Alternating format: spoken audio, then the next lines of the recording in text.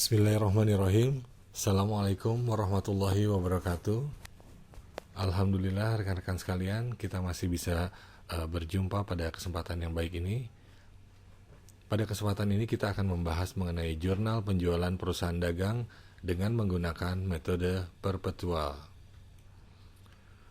Sebelum kita memasuki jurnal, ada baiknya kita mengerti dulu apa itu definisi dari perusahaan dagang. Perusahaan dagang merupakan unit usaha yang bergerak dalam memperjualbelikan barang dagang.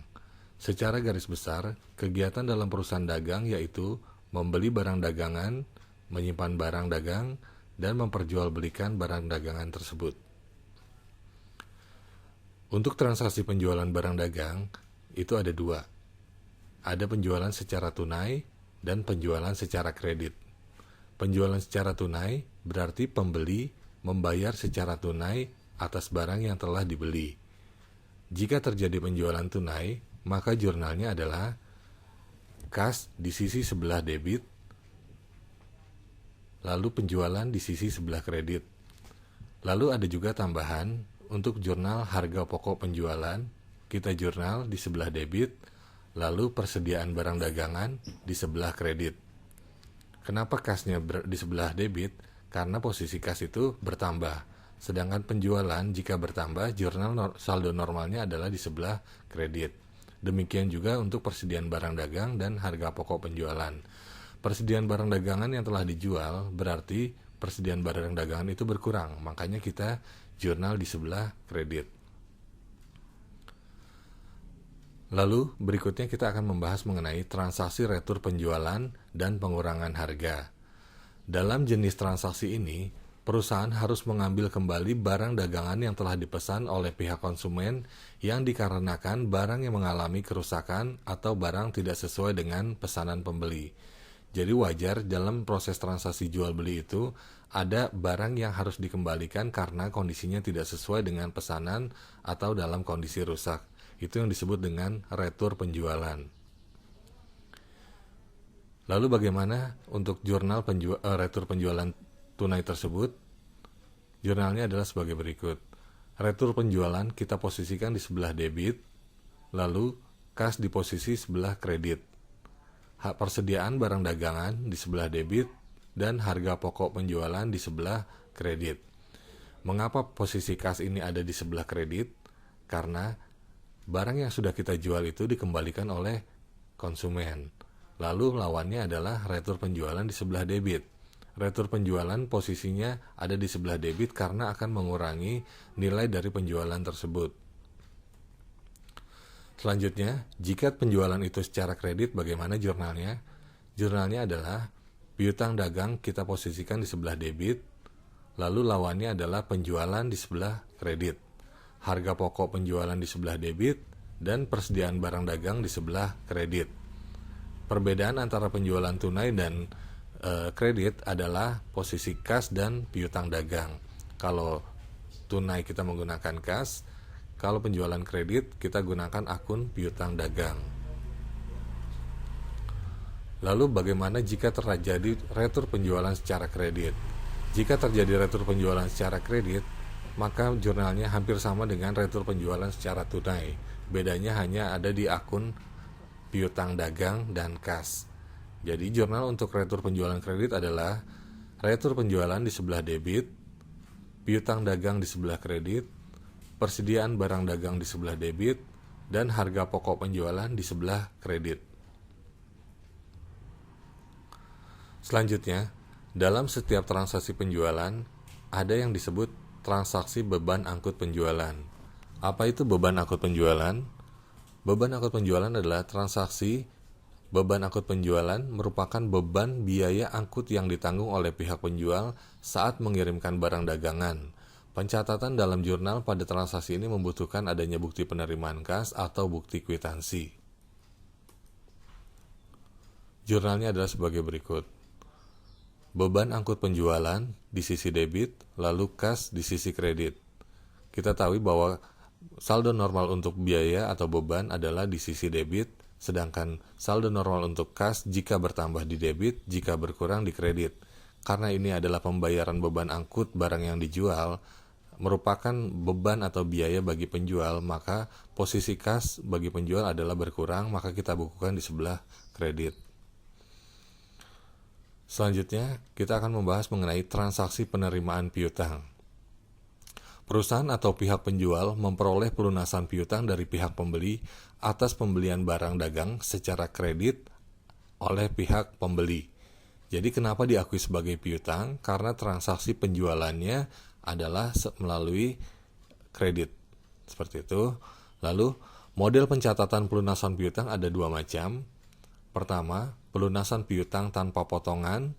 Yang kedua, pelunasan piutang dengan potongan. Secara jurnal, pelunasan piutang dagang kita jurnal sebagai berikut.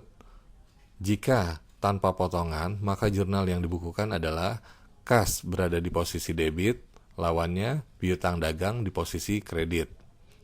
Namun jika terjadi pelunasan piutang dagang dengan menggunakan potongan atau mendapat potongan, maka jurnal yang dibuat adalah kas di sisi debit, potongan penjualan di sisi debit, lalu lawannya adalah piutang dagang di sisi kredit.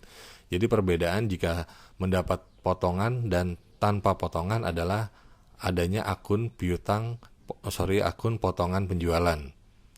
Ini perbedaannya. Jadi misalnya kas yang diterima tanpa potongan adalah 1.000, jika dengan potongan misalnya adalah 900, 100-nya adalah potongan penjualan. Berikutnya kita akan membahas sekilas mengenai termin pembayaran. Dalam menjual barang dagang, terkadang perusahaan memberikan diskon penjualan kepada konsumen atau perusahaan akan memberikan diskon apabila persyaratan yang diharapkan terpenuhi. Perusahaan juga terkadang memberikan syarat kepada konsumen dengan batas waktu pembayaran yang ditentukan. Pemberian syarat oleh penjual kepada konsumen tersebut dalam perusahaan dagang tersebut disyaratkan dalam syarat pembayaran. Syarat pembayaran ini dimaksudkan untuk mempercepat penerimaan pembayaran disebabkan pembelian yang secara kredit. Syarat pembayaran tersebut juga bertujuan untuk merangsang konsumen untuk membeli barang dagangan karena memberikan potongan harga atau diskon sehingga jumlah penjualan dapat meningkat. Tujuan lain dengan adanya pemberian syarat pembayaran ini adalah memperoleh keuntungan disebabkan oleh adanya peningkatan volume penjualan. Jadi kita bisa lihat di sini, tujuan dari perusahaan memberikan diskon, yang pertama adalah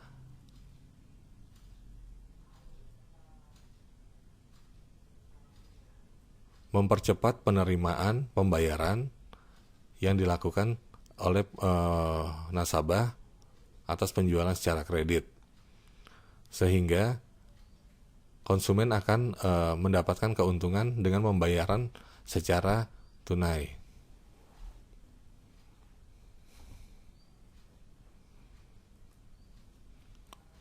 Lalu berikutnya, ada berbagai jenis bentuk syarat pembayaran. Yang pertama, N/30. Artinya apa? Syarat pembayaran seperti ini dapat diartikan bahwa pembayaran paling lambat adalah 30 hari setelah pembelian barang dagang tanpa memberikan diskon penjualan. N/30. Lalu yang kedua, 3/10 N/30. Syarat pembayaran ini dapat diartikan bahwa penjualan dikenakan potongan harga sebesar 3% jika pembayaran dilakukan dalam waktu tidak lebih dari 10 hari setelah pembelian. Penjualan tidak akan dikenakan potongan harga jika dilakukan setelah 10 hari pembelian barang dagang dan pembayaran barang dagang dilakukan selambat-lambatnya 30 hari setelah pembelian barang dagang tersebut. Jadi 3 ini adalah menyatakan diskon, 10 hari adalah masa diskon, lalu N/30 adalah batas akhir pembayaran. Lalu berikutnya ada istilah 3/7, 1/4 N/30. Yang dimaksud dengan syarat pembayaran seperti ini, yaitu penjualan akan dikenakan potongan harga sebesar 3% jika pembayaran diselesaikan dalam waktu 7 hari setelah pembelian, dan dikenakan potongan harga sebesar 1% jika pembayaran dilakukan lebih dari 7 hari, namun masih dalam batas waktu 14 hari setelah dilakukan pembelian barang tersebut. Pembayaran juga dilakukan paling lambat 30 hari setelah dilakukan pembelian. Jadi perbedaannya di sini ada dua tarif diskon. Yang kedua ini adalah yang berikutnya 3% jika dilakukan 7 hari setelah masa pembelian, lalu 1% bisa diperoleh dari setelah masa 7 hari sebelum 14 hari, dan tetap batas waktu pembayaran akhir adalah 30 hari. Yang terakhir adalah EOM atau End of Month. Syarat pembayaran ini artinya pembayaran dilakukan paling lambat pada akhir bulan atau akhir periode pada bulan berjalan. Demikian materi yang dapat saya sampaikan pada pertemuan kali ini. Mudah-mudahan dapat dimengerti. Mohon dapat diulang-ulang untuk melihat video ini supaya lebih paham dan banyak berlatih. Sekian dari saya. Assalamualaikum warahmatullahi wabarakatuh.